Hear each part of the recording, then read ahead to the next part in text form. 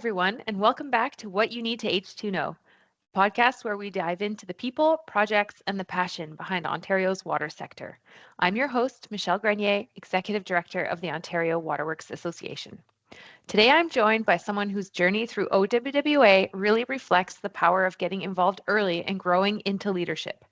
Tom Woodcock, who is the current president of OWWA, as well as principal and manager of INC at RV Anderson Associates Limited. Tom's career has taken a slightly different path than many of our past presidents, coming from the consulting side with deep technical expertise and a long history of involvement with both OWWA and AWWA's young professionals community.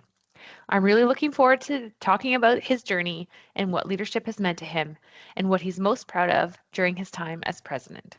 So first off, thanks, Tom. Welcome. I'm really glad you're able to join me today. Great. Thanks for having me, Michele. Excited to talk about my journey with you through OWWA.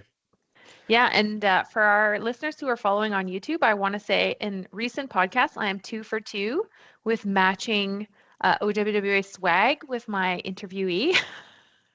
Great minds. Yeah. Yeah, This so I wasn't think planned. We both just showed up with it. Yeah. yeah, so I'm glad that we were on the same wavelength there.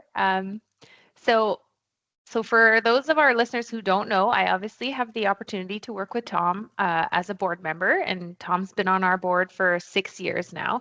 So I know quite a bit about Tom already, but I'm excited for all of our listeners to have that opportunity as well. So Tom, I'm going to ask you to take us all the way back to the beginning and share a bit about how you first got involved in the water sector. And we talked earlier, like your title is manager of INC. So I'm assuming that means instrumentation and controls. Yes. Yeah, that's it. So we'll say INC a couple times during our chat today, but so sorry, can you tell us a bit about your water origin and then what drew you towards instrumentation and controls as a specialty? Yeah, thanks, Michele. So I started my water journey when I was in high school, actually. I was working a summer job as a water meter reader for my dad, Tim, who owned a meter reading company at the time. Canadian Water Services is what the company was called. And then he eventually sold that to another company called Ontario Water Products. That's located in London, Ontario. So, during the summers between my engineering studies at Western, I continued to do some water meter reading, but I also moved into working in the pipe yard at OWP, and that's where I started pulling orders for contractors, like getting valves and fittings that would be going in the ground for water mains, and delivering those to construction sites. So really, that was my first kind of foray into the water industry. And then I also started between my third and my fourth years. I did an internship at Labatt Breweries in London, and there's where I first started getting exposed to controls related work and projects and instrumentation. So I got to work on piping and instrumentation diagrams, or PNIDs. My world is all acronyms, so people will hear a lot of acronyms today between like PNIDs and INC and SCADA. So I was working on PNIDs for brewery upgrades. It was pretty exciting. Got to work with like introducing Keith White, if everyone remembers Keith White. I got to be involved on that project, and then I was also working with investigating like instrument data and control logic to troubleshoot keg line operations, and then making modifications to packaging equipment. So actively working with what we'd call a PLC, or a programmable logic controller. So that's basically the computer that runs equipment in plants. So that was kind of the start of me working with like frontline operators on the packaging side, and then also working with electricians to make some modifications to the PLC for the packaging equipment. So that was kind of my start in water and INC. And then I actually started my professional career at RVA in 2010 after I graduated from Western with a Bachelor of Engineering Science and Chemical Engineering. So I'm a chemical engineer by trade, just like you are as well. There's more and more chemical engineers in our industry as well. But at RVA, so my first projects I worked on at RVA were mainly linear type of projects, so sewer water main replacements, within London and Oxford County.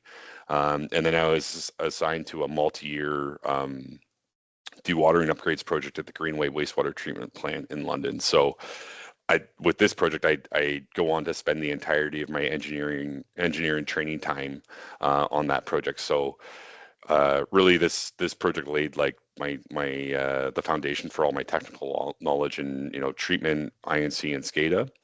And through that project, I gradually took on more responsibility. So it was a great project to spend my EIT time on, because I got to see the project through from initial pilot testing of the centrifuges that would be used for the dewatering system, to then we were using, at the time it was new 3D software, which now BIM is like a big thing. But back in 2011, 2012, when I was starting to work on this job, Revit was kind of a new software for our company. So I started working on that, and we were designing things in 3D with that project. And then I was also doing, at the same time I was doing the process design, I was working on the INC and SCADA design as well, working with, the SCADA team over at the City of London. But overall, the most impactful time of that project was during construction. So I was actually embedded on site at the plant, literally had an office at the plant for over a year and a half. And there I was completing site inspections, doing contract administration and commissioning, and I was really proud of this, the work on this job. So we ended up winning a Technical Innovation Award in 2015 with OPWA, and that's yeah, definitely a big source of pride for me. Was that the first large project I worked on in my career, and continuing working on that, those types of projects is always fun. Well, that's neat that you got to see sort of like the entirety of the development of that project, right? All aspects. Mm-hmm. It definitely would have given you a broader perspective on project delivery, I think. Yeah, definitely from like an early age of like, oh, here's like, we need to water the solids that are coming out of the wastewater treatment plant, and really the goal of that was, we want to reduce costs. Like, so at the Greenway plant, there's an incinerator, so they incinerate all the solids that are produced Yeah. from the wastewater treatment. So yeah, like seeing that, like the impact that you're having on the community, right? And like I'm a taxpayer in the City of London, so it's great to know that we're working on projects that help reduce costs and improve efficiency. Yeah, I think that's a great intro. Thinking about your time as a consultant with RVA, and I guess this isn't specific to your role with the INC group, but how does your perspective coming from the private sector shape how you see our industry compared to, say, a municipal operator or a regulator? Yeah, I'd say coming like seeing the industry through the consulting side, or the consultant lens, and almost specifically working in the INC and SCADA side as well, is like it's all those different roles that get involved. In, like, if you look at just the snapshot of a project, right? So you get to see every different person that gets involved with a project over time, whether it's the director, the project manager on the municipalities, or the utility side. From there, the initial development of the project, to where the consultants then working on bidding on that RFP, and you're working in the proposal side of things to bid what needs to get done on that job, to now the engineering team starting that preliminary design, conceptual design, getting it through to developing a contract, right? Working with equipment suppliers throughout the course of that design, and then working with them during the construction as well. And then, working with the contractors that are then taking the equipment, they're building the facility, they're executing the contract that you've developed as a consultant. And, they're installing the equipment that then the operator, who is very at the very end of a project life cycle, right? Like, ideally we're involving the operators throughout that, to know, like, to get their insight into what issues they have with the operation, right? Which, one thing I like to do as much as I can. But then the operators got to begin treating the water, right? Using all those systems that we put in place throughout the new facility and the upgrades. So yeah, getting to see that from the beginning of the project all the way through to the facility handover to the operator. And the one area that I always really get excited about is when we're commissioning a new project, because it's years and years. Sometimes it can be like a decade of hard work or even more, right? Like I've Yep. recently been commissioning large projects that like we started working on in like even like 2007, and you're finally getting to that like the handover stage, right? Of this is getting over into the operators or the client's hands. So Yep. I think what I liked about consulting too is being able to see all the different systems, right? You're not just tied to your community systems, but and seeing how different people do different yeah, things. But yeah. yeah, and I think overall like that also like the impact on the communities that you're serving, right? It's like that's the rewarding part of working in our industry is we're all, we're kind of everybody in our industry is an unsung hero, right? Like like the first thing I always when I talk to people about the water industry, it's like, everyone does two or three things in the morning that you don't think twice of, and it's like you turn that tap on and you get a glass of water, or you turn your shower on, or you're flushing a toilet, right? And Yep. these are things in the modern world that if we didn't have, like my wife Emily and I were talking recently of just like, oh well, like we were watching a TV show and people were like outbacking it kind of and didn't have running water. We were talking about like not having running water, and it's just like, you know, until you actually get in that situation, you're living without running water. It's just like, life becomes a whole lot harder. So Yeah, yeah. absolutely. Well, shifting gears a little bit, I'm going to ask you to tell our listeners a bit about your path into OWWA because it is a little unique. And we've tried to confirm whether or not you are, in fact, our youngest president ever. And I think based on what I can see in the records, you probably are. But I think it all started with your involvement early on with the young professionals, or what we call the YP committee.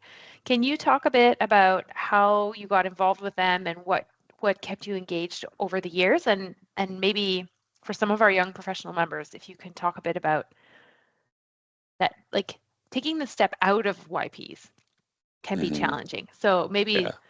yeah, if you want to start there. Yeah.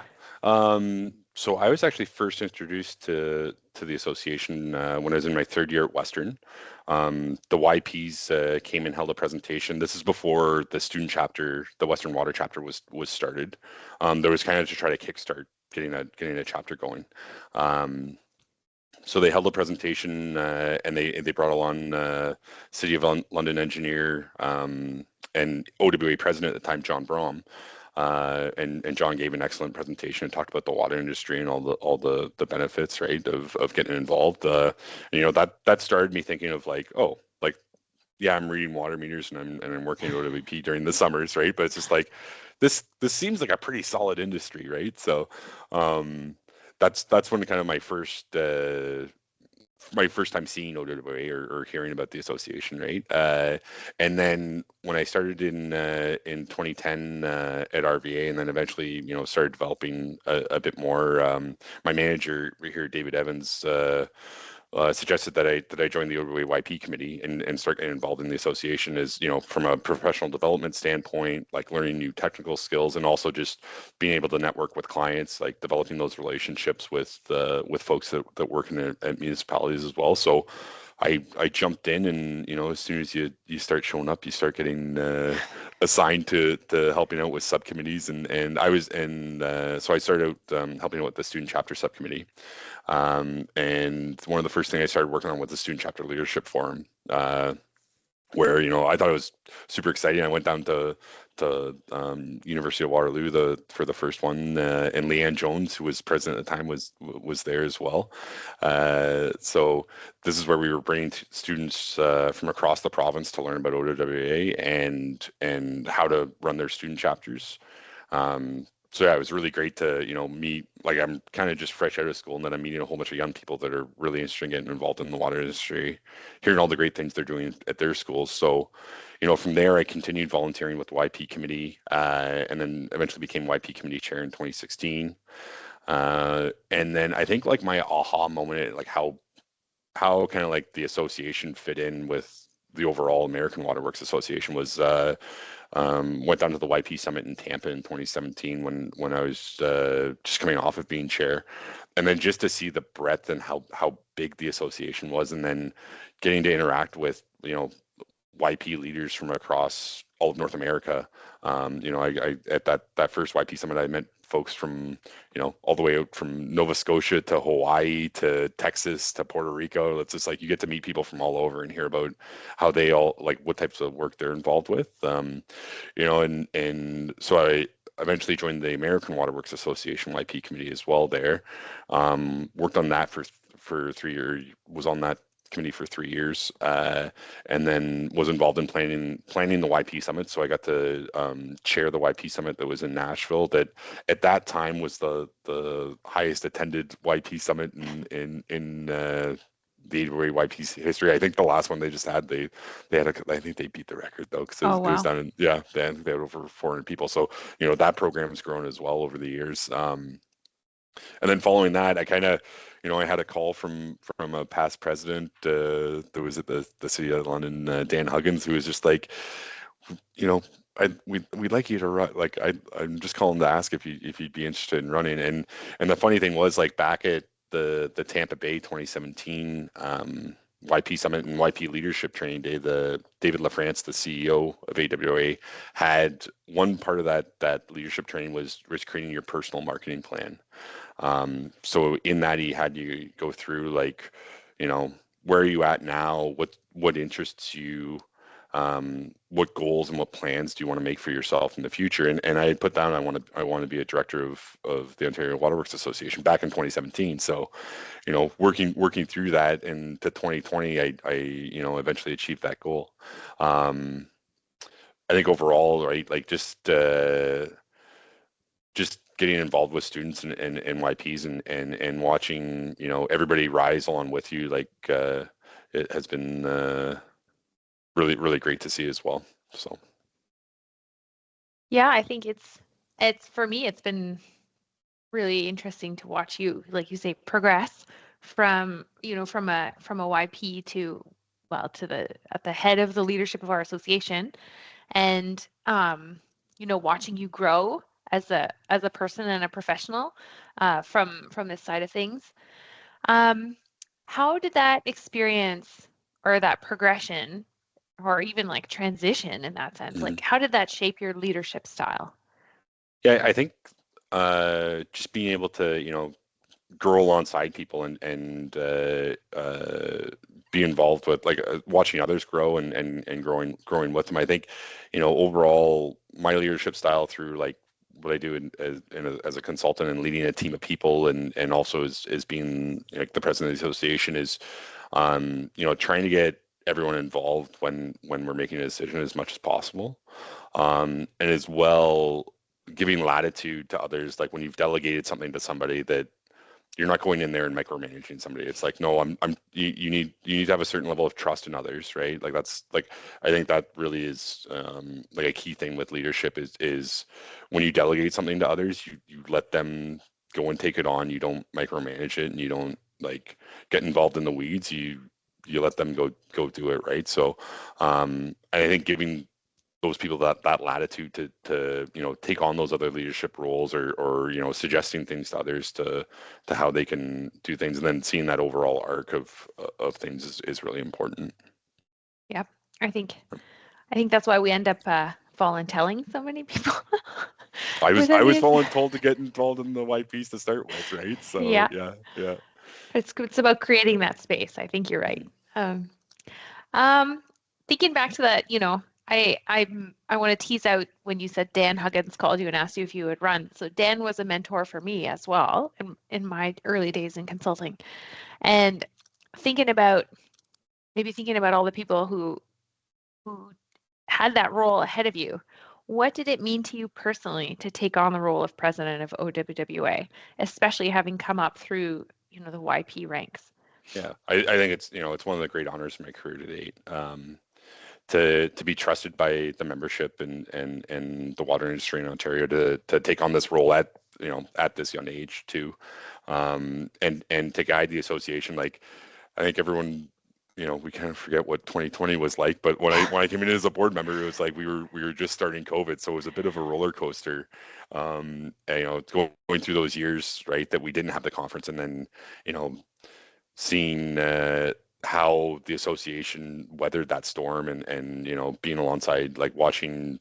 like the exec team at the time of like, and yourself, Michelle, like the leadership through that, through those, very difficult years of, right, where we can't get together. How are we gonna, a lot of what we do is the connection and getting people together in the same room, and like that's kind of where the magic happens, right? Yeah. Of what the association does to, now we're fast forwarding to 2026, and we're hosting a national conference next wave, and we're bringing sections across Canada and together, and the conference is being supported by AWWA. I think like just to see that, that happened has been great. I think on like the YP side of things, it's really important that the end members across the association can see, you know, somebody that's come through the YP ranks and transition into leadership, and that they see that now, and it's like you can start getting involved in leadership a lot sooner than you might think. Like someone's going to call you, could be me next year when I'm past president. So other YPs, you should get ready. They've been warned. Yeah, yeah.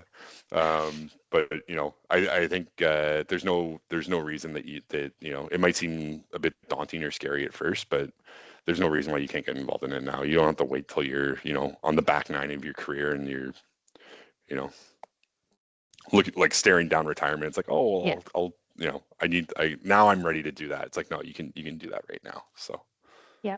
yeah. Well, I'm glad you feel that way.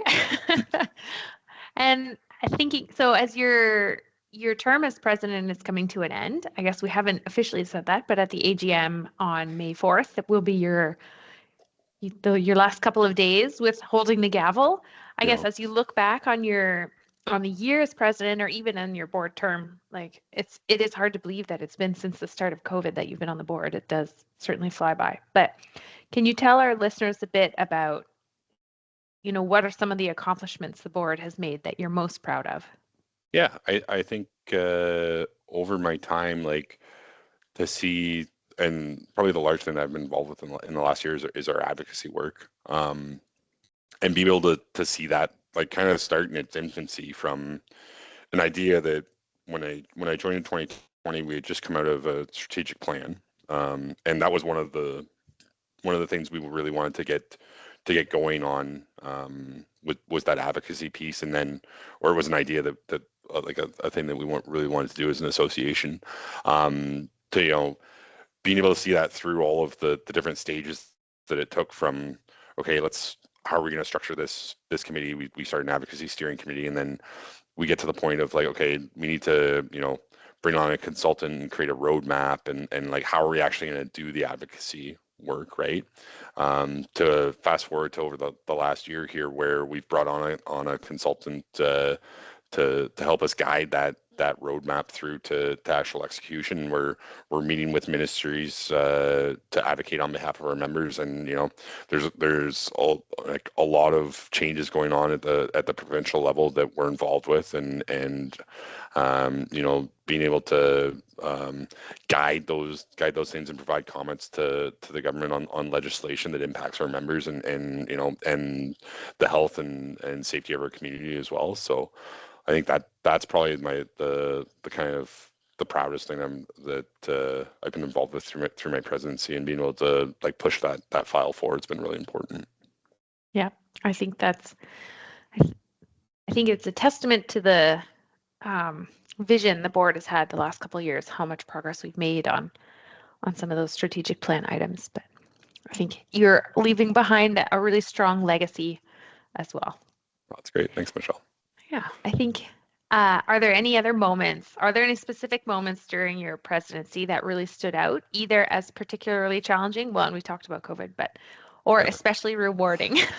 Yeah, I'll go on the positive side. I'll go on the rewarding Okay. side. I think anytime I get to speak to members about my path, much like we're talking about today, but also just to at the conference last year, being able to speak to YPs and students. I was able to attend the breakfast with the boss, My one friend from AWA GM was also there with me, and we were speaking to students and YPs, and hearing from them what they're seeing in the industry, and then also talking to them about the overall American Waterworks Association, and then the Ontario, how the Ontario section fits into that, and then talking about our past in the association, and then the steps that they can take to further their career, and where they can get involved, right? I think that's the most rewarding part of getting involved in the association. And I think, as well as, like, from a professional engineering standpoint, it's that piece of giving back to the community that's helped you progress, right? It makes you feel good to help others, and there's what we have ahead of us, and we'll probably get to that a little bit later on too, of, like, the challenges that we're going to have, and that we have now, and that we will have in the future, is, like, we're all going to need to work together, right? So Yeah. I guess, yeah. So building on that, from your perspective, how has the association itself evolved over the time since you started getting involved? And especially thinking back to your early days as a YP. yeah, so I think, like, over the last 15 years, it's been just, like, from the scope and size of the association, from the committees and the staff, to the types of events we're holding, it's just been remarkable to see that change.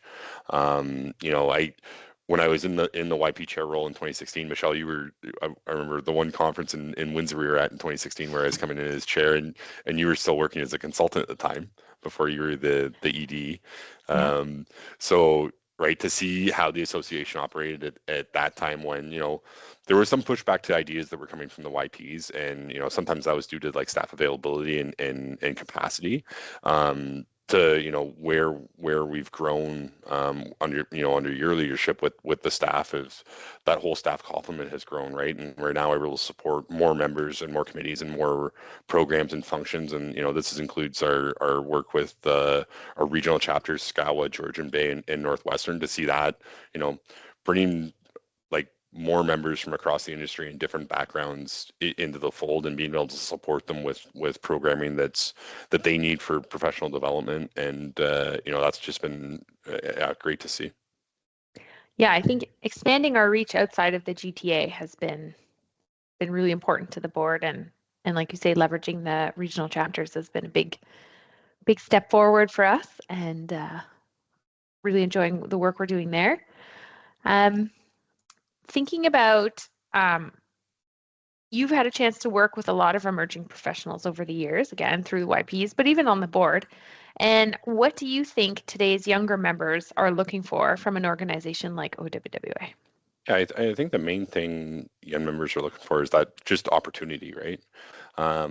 Whether it's to get involved with the committee. Now we have rotating YP liaisons on all of our OWA committees, so YPs get to rotate and sit around on other committees, and get to know what those other committees do. And once they're done being a YP, if they're interested in joining those committees, they can kind of get a flavor for what those committees are about. Also, like planning events, like facility tours, or social events, or student chapter leadership forums, like I first started getting involved in, right? To events at the conference, like the YP Water Cup or the Beyond the Spec Book seminar. I think overall, just being given that opportunity to say, we need your help to come plan these events, and volunteer alongside their peers, and then make a difference in the water community, right? I think that's the main thing young members are looking for. Yeah, I think, yeah, similar to what others are looking for, right? Connection and Mhm. community. So, Yep. um, what do you see as the biggest challenges facing our sector over the next decade? Yeah, I think that the biggest challenge is, like many other industries, it's workforce and training. Um, since I started going to events, as a YP, like, leadership of the association was always talking about the silver tsunami that's coming, right? And it's been coming for 15 years, and I think we're in the middle of it, or I don't know, well, maybe getting near the tail end of it soon. But Yeah. organizations across our industry are seeing, the leadership teams are changing, right? And experienced people are retiring, right? So, That large percentage of people that are leaving the industry, we need to bring more people in to backfill those positions. So, along with just like bringing more people into the water industry and more new people, and how do we retrain folks from different backgrounds, right? That may, like, say, they worked in automotive or like steel manufacturing, like industries that have been impacted from tariffs recently, right? How do we retrain folks and get them involved in the water industry? To know to also, like, how do we train and accelerate the growth of those already in the industry to take on that next level of leadership position in their organizations once those are vacated? I think that's probably our biggest challenge, is just the people, right? I think, from a system standpoint, or like when we talk about like the actual like nuts and bolts of stuff and how the water systems work, I think, we've got there's a lot of consulting engineers and a lot of engineers that work for municipalities, and really smart operators that know how to operate the system. But it's just like, it's the people that's the biggest going to be our biggest issue to tackle in the coming years. And that's like one of the things we're focusing on with the advocacy group is workforce and training, and working with our provincial partners to help move that along. Yep. And building on that positive note, what is it that gives you hope about the future of the water industry in Ontario? Yeah, I think it's knowing that the next generation's up to that challenge. From like the outreach that I've done with students and YPs, they're ready to get involved, and the association's going to be there to help provide them with the tools and resources they need to develop. I think that's the other really key part of this, is like, we need the people, but then we need to give them the knowledge and the resources, right? It's the whole trying to get all the information out of the experienced folks that are leaving the industry, and doing that knowledge transfer to the next generation, right? So really excited that the association is able to be the conduit for that knowledge transfer. Yep. Yeah. And the last question I had planned for you today is, if you could go back and give young Tom some advice about getting involved with OWWA, and not that you're not still young Tom, but Close. younger Tom, Yeah, what sure. would you tell younger Tom? I'd say just stick with it. And another thing I used to hear a lot of, like, an old adage of, the world's run by those who show up. So I think, you have to show up, and you gotta and stick with it, right? So my advice would just be get involved wherever you can, and then stay with that, right? Like, there was periods of time over my career, like, being on site, working, like when I was in that EIT phase, and doing, like, there were some long days and hard battles that going through with a lot of that. And then even like in the volunteering phase, right? Like, juggling your time between working and volunteering, as well. I think just, stick with it and keep showing up, and then one day you might just end up being president. So Yeah. yeah. Well, I think shout out to RVA as well for their support of their employees being involved with the association, because we've had a couple board members from RVA. So Yep, I definitely echo that. the support from employers is really important with professional development. And yeah, I'd also just like to take a moment to thank my employer RVA for that. Without that support from, I wouldn't be here in being the president of OWWA without the support from my employer RVA. So yeah. That's awesome. Well, Tom, thank you so much for joining me today. I always think you have a great story, and I hope that our listeners enjoyed hearing about your journey from young professional to president, because I think it's a really powerful example of how getting involved early can shape not only your career, but also, have an impact on all your colleagues, and even some of the colleagues who don't know about all the work you've done on the board. So I really enjoyed hearing your story and your reflections on the impact you've had at OWWA, and I hope our listeners did too. And to our listeners, if you would like to get to know Tom a little bit better, please make sure to come and find him at Next Wave in Niagara Falls from May 4th to 7th, our conference coming up, as we talked about earlier today. And thanks again for tuning in to What You Need to H2Know. If you like this episode, don't forget to subscribe and review it in wherever you get your favorite podcasts, and or on YouTube. Share it with a friend. And until next time, stay connected, stay curious, and keep the water flowing.